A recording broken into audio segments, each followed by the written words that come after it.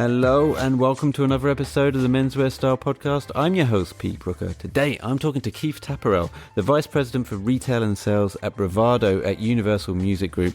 And Keith, an amazing guest. Just got off the blower to Keith, and he's going to talk all about the Queen pop-up store down at Carnaby Street. I've been down there myself. It's an amazing space, two levels. You can go through and walk the 5-decade story of Queen.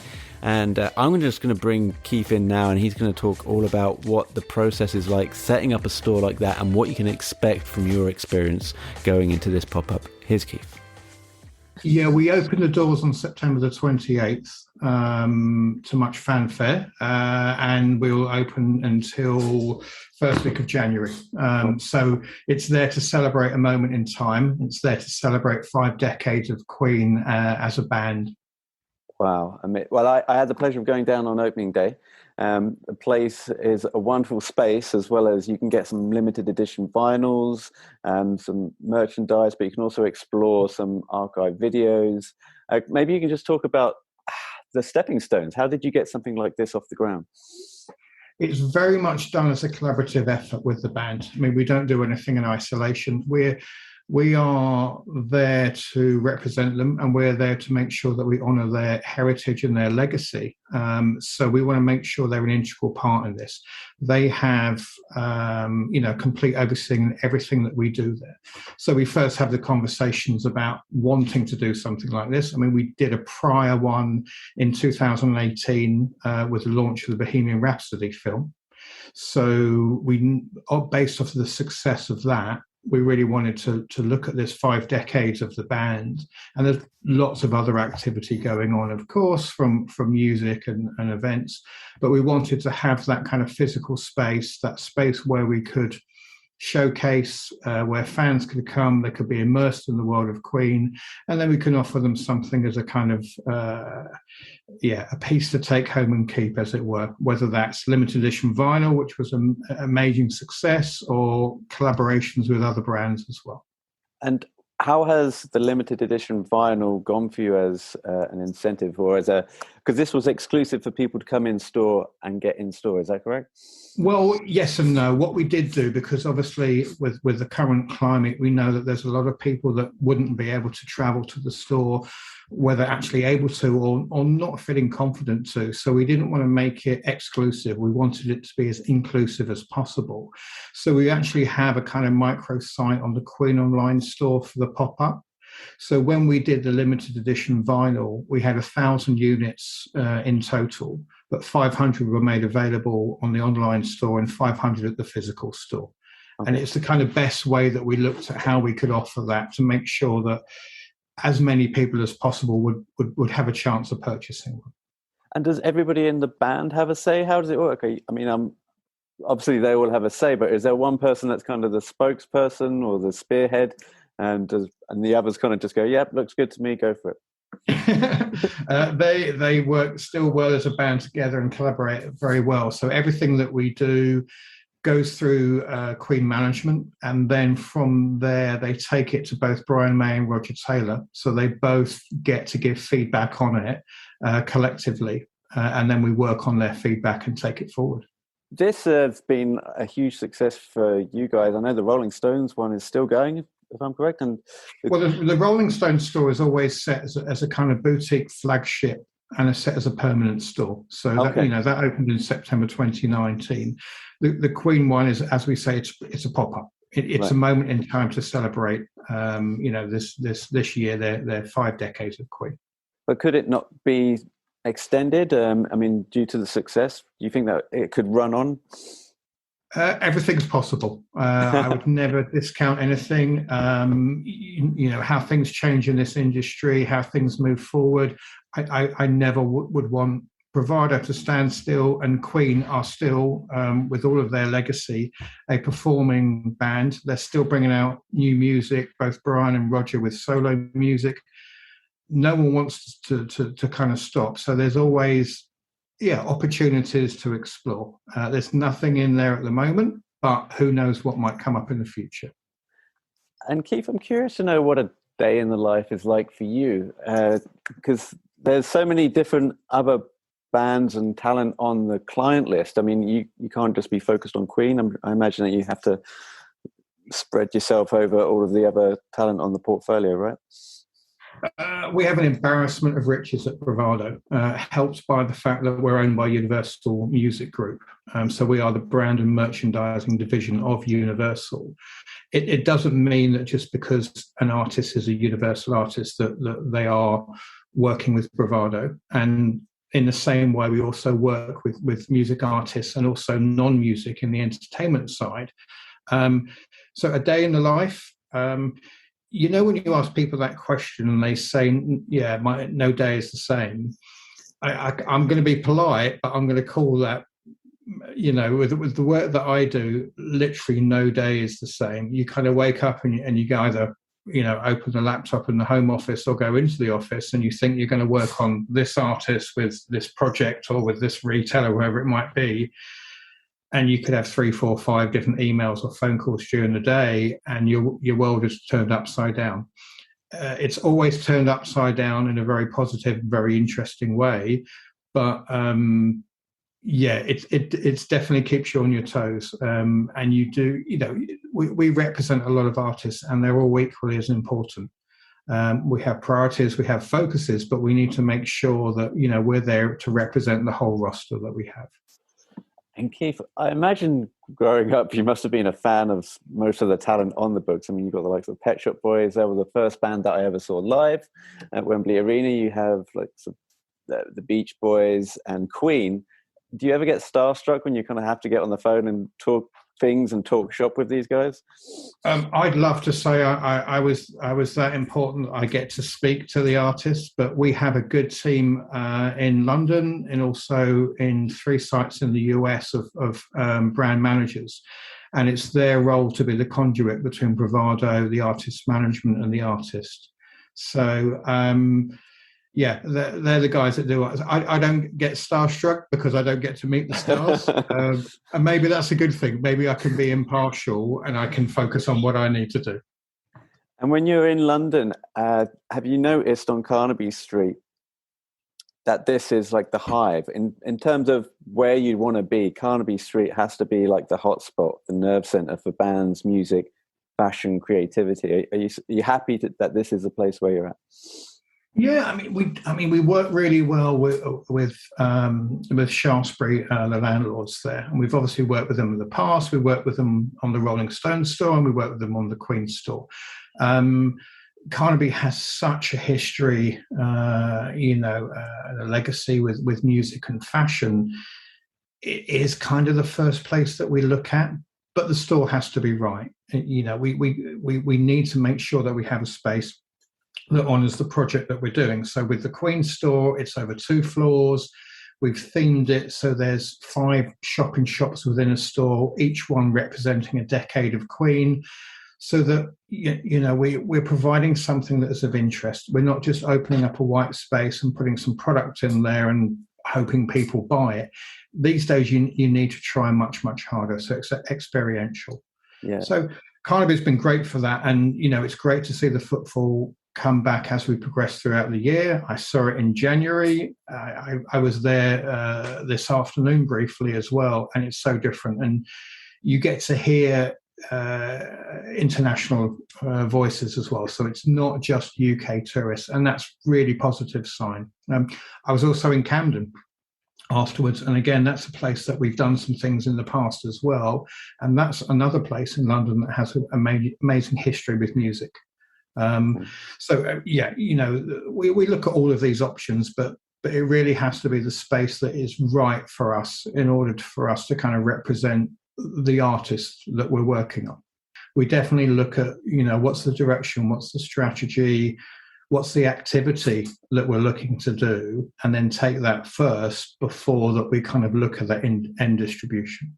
Like an anniversary or something.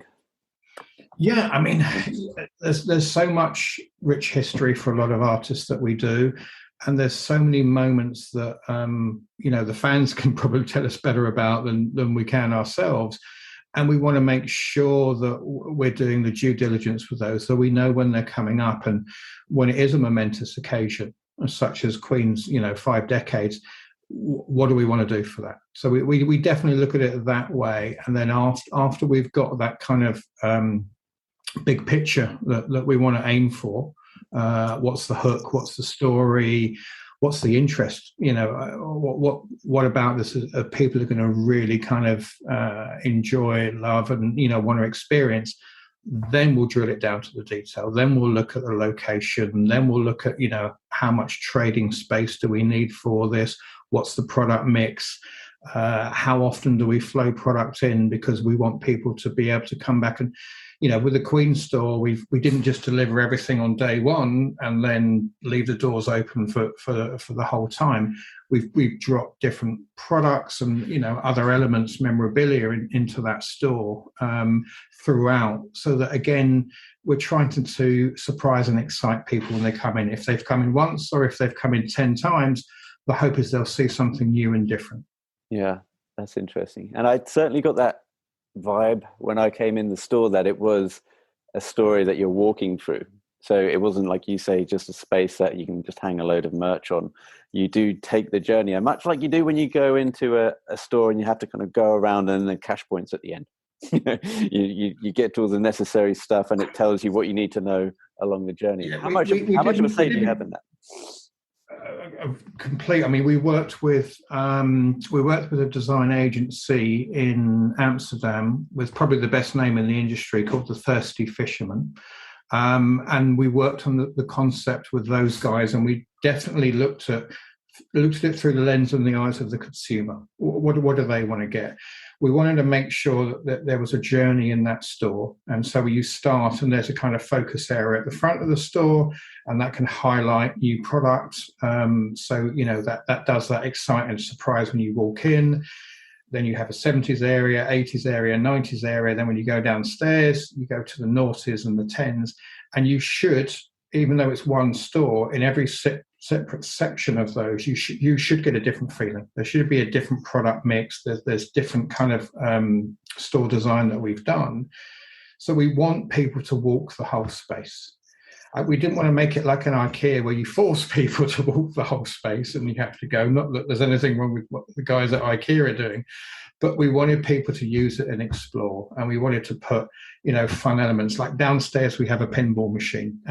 It's the world's first prototype, coming out next year. So it's not actually for sale, but it's an amazing visual piece.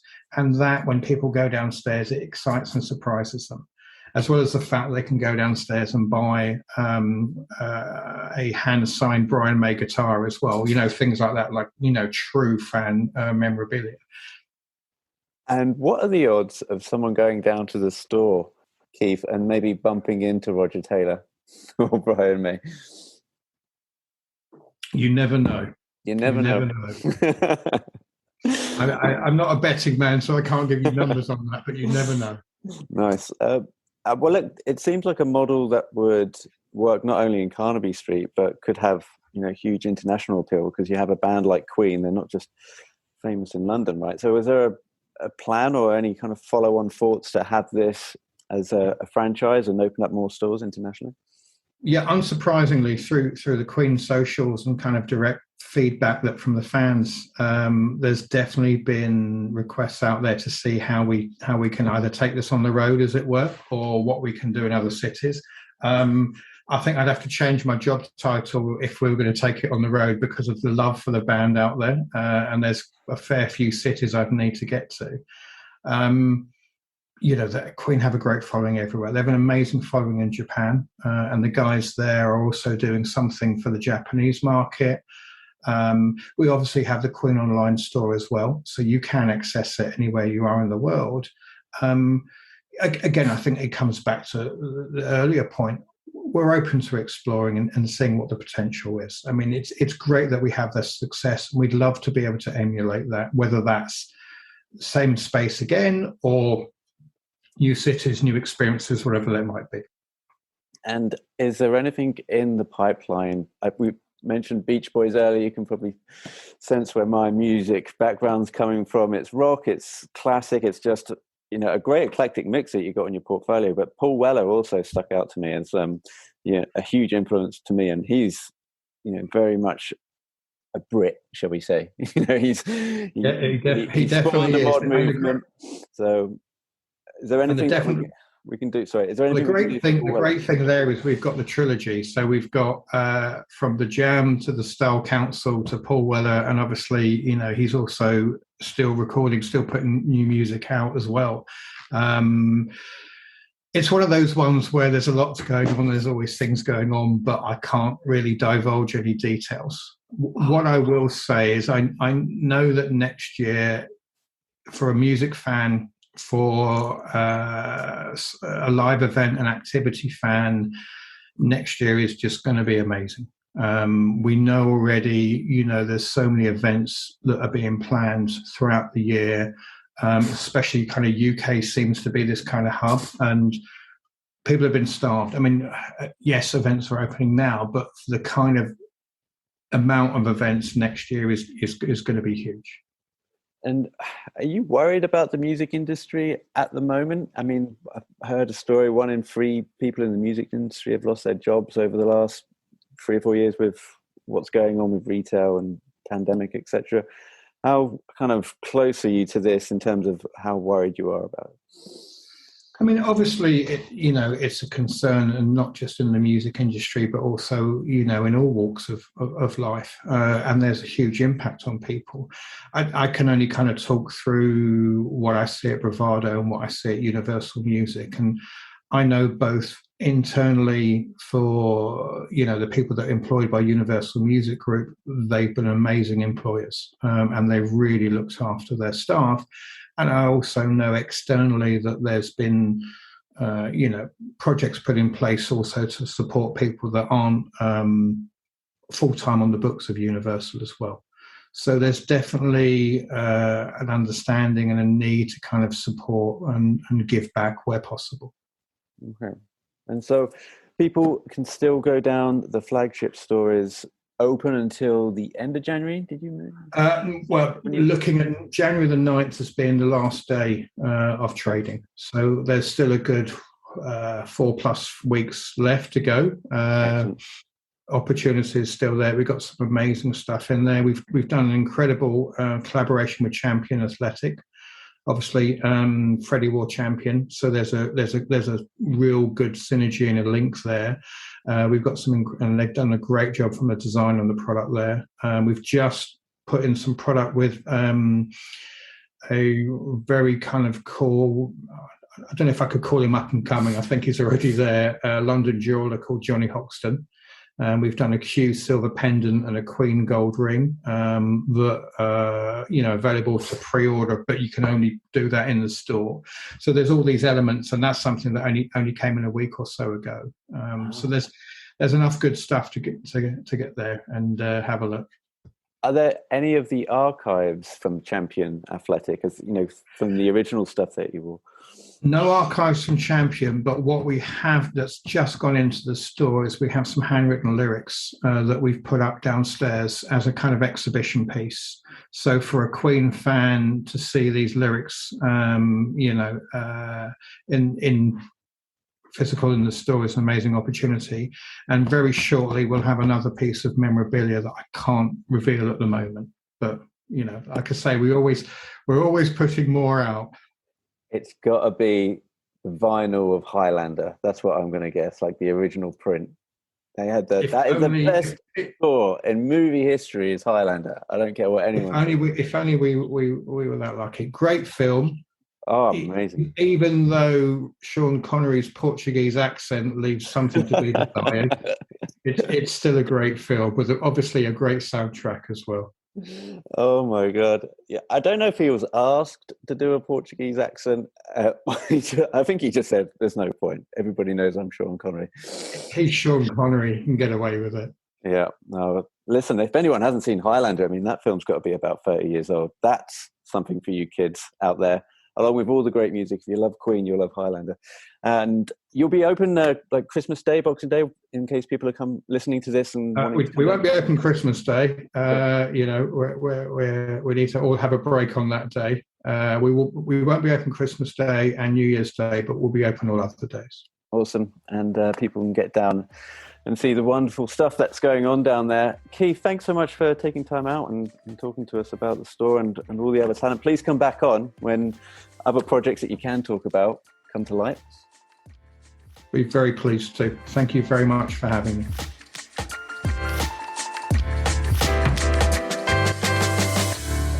You've been listening to the Menswear Style podcast. Be sure to head over to menswearstyle.co.uk for more menswear content and email info@menswearstyle.co.uk if you would like to be a future guest on the show. Finally, please help support the show by leaving a review on iTunes or wherever you're listening to this podcast. Until next time.